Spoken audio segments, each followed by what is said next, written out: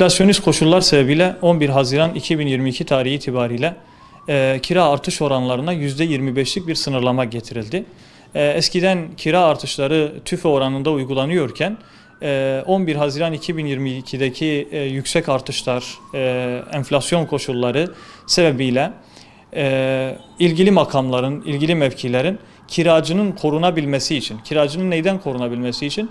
Mülk sahibi karşısında ve yüksek enflasyon koşullarında korunup hayatını idame ettirebilmesi, hayatına devam edebilmesi için %25 sınırlaması getirildi.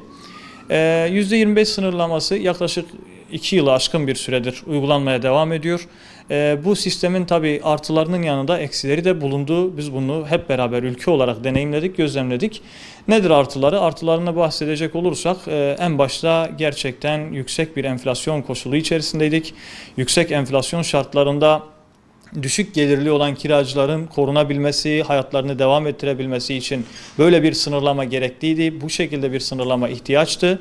Ve gerçekten kiracının %25 sınırıyla korunduğunu biz gözlemledik.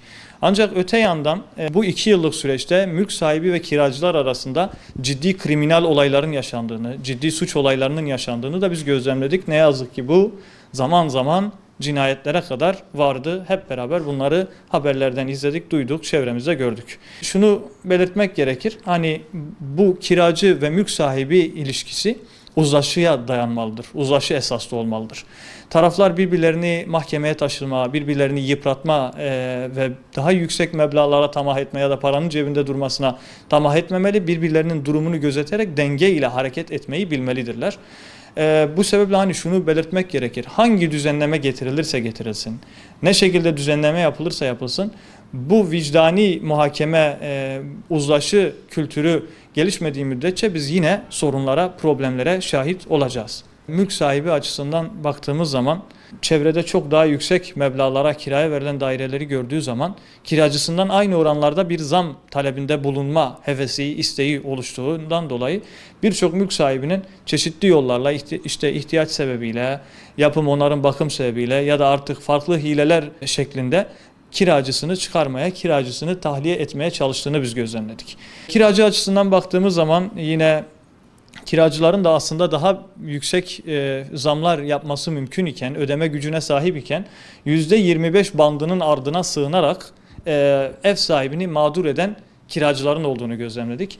Tabii gerek bu işte mülk sahibi açısından %25'lik sınırlamanın düşük, %25 zammın düşük kalması, kiracı açısından %25'in üzerine çıkmamada diretmesi sebebiyle biz birçok kira hukukuna ilişkin uyuşmazlıkları inceleyen mahkemelerin kilitlenme noktasına geldiğini gördük.